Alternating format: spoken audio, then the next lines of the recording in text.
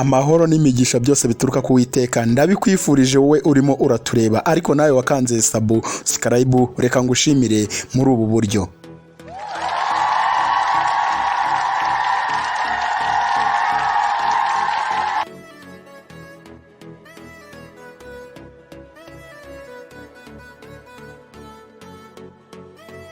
Nongeye kuguha ikaze wowe udahwema kudukurikirana hano ku Muhigo TV umunsi ku munsi nkuko nge mumaze kubimenyera nitwa Ngirumwami Samuel hano ku Muhigo TV. Kangushimire wowe udahwema gukurikirana ibiganiro byacu, natwe ntago tuzahwema kuguha amakuru abagiye atandukanye mu ngeri nyinshi zigiye zitandukanye.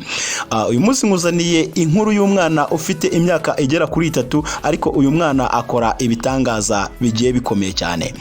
Ni inkuru y'umwana wo mu gihugu cya Tanzania. Uyu mwana ufite imyaka igera kuri 3 ufata amazi akayasengera agahinduka amazi akiza. Ayo mazi ayifashisha akiza abantu indwara zikomeye ndetse nizananiye abaganga. Uyu mwana w'imyaka 3 amaze gukiza abantu benshi, si umuntu umwe yakijije, si babiri, si 10, si 20, ahubwo n'abantu benshi kuko aya mazi uwo yashyizeho ibitangaza birakoreka. Ikintu gitangaje kuri uyu mwana nuko atavukiye amezi 9 nkuko abandi bana bavuka, ahubwo we yamaze imyaka 3 mu nda ya nyina amutwite, ndetse nyuma yo kuvuka uyu mwana akaba yaramenye kuvuga neza afite amezi agera kuri 7.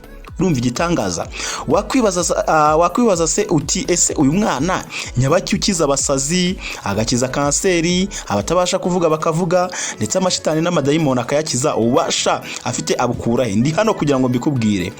Ntabwo ari ibyo gusa kandi abantu benshi cyane bava imande n'imande bakava aho batuye bakaza gushaka uyu mwana kugira ngo abakize.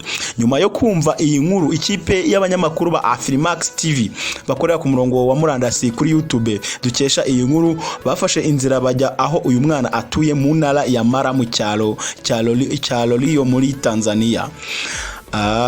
Bamaze kugera muri iki cyaro nkuko Afrimax yabitangaje, yavuze ko ukigera mu rugo wasanga abantu benshi cyane baje kureba uyu mwana ngo abakize. Abantu ba mbere baganiriye n'abanyamakuru n'ababyeyi b'uyu mwana w'igitangaza aribo Julius Utieno, akaba papa we ndetse na mama we witwa Agnes Taibu Julius babyaranye uyu mwana Enise.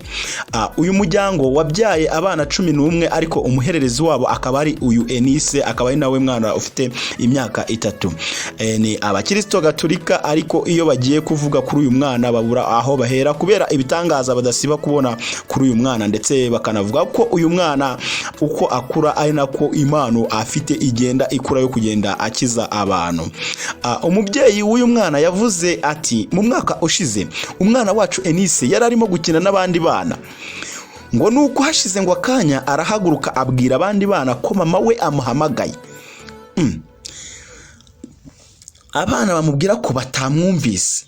Umwana wacu arabasubiza ko atari mama we bazi, nuko ababwira ko agiye kumwitaba. Ubwo umwana yavuze yavuye aho ngaho yiruka agana ahantu ku gasozi. Abana baramukurikira, bahageze babona umwana ari kugana ahantu harimo gucumba ikibatsi cy'umuriro. Umwana akomeza kugenda yinjiramo, nuko abana barahaguruka bajya iwabo gutabaza kuko bari bafite ubwoba. Yakomeje avuga ati ubwo natwe tugiye gutabaza, mu kugenda tujyaho tuza guhura n'umwana wacu agarutse. Akitugera imbere ahita apfukama hasi, ubundi atera isengesho ryanda kuramutsa Mariya, asoza atera isengesho rya mutagatifu Inyasi. Nago byoroshye. Ubwo ababyeyi be bahise begera ubuyobozi bwa Kiliziya Gatolika bagiye kumureba, basanga ubuyobozi bwa Gatolika buje kureba uyu mwana w'uruhinja, basanga arimo gukora ikimenyetso cy'umusaraba. Bose baratangara cyane kuko uwo mwana nta hantu na hamwe yari yarigeze abyiga.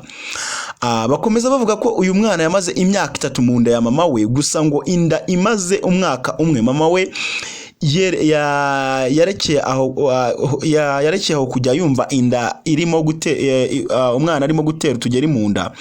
Atangira no guhangayika kwinshi yibwira ko ati inda izakomera kuko yaranaribwaga cyane. Nyuma yaje gutungurwa no kubyara neza batiriwe banamubaga. Noneho ku mezi 7 gusa uyu mwana atangira kuvuga neza ku buryo icyo wamubazaga cyose yagusubizaga. Ngo kuva ubwo umwana yatangiye kujya abakorera ibitangaza, rimwe na rimwe bakabona arimo gusenga, ndetse rimwe na rimwe yasengaga bakabona akikijwe n'ikibatsi cy'umuriro nikimutwike. Bavuga ko kandi yatangiye kubonekerwa na Bikira Mariya akiri mutoya, ndetse akaba ari we yita umubyeyi we nyakuri, naho Yezu akamwita umuvandimwe we. Ngibyo inkuru y'umwana witwa Anise wo mu gihugu cya Tanzania urimo agenda akora ibitangaza bigiye bitandukanye. Reka ngushimire wowe wadukurikira hano ku Migo TV, udahwema kudutera inkunga, ukanagerekaho kongera kuduha subscribe. Imana ni guha umugisha. Ndagushimiye, naho ku munsi w'ejo. Ciao ciao, bye bye.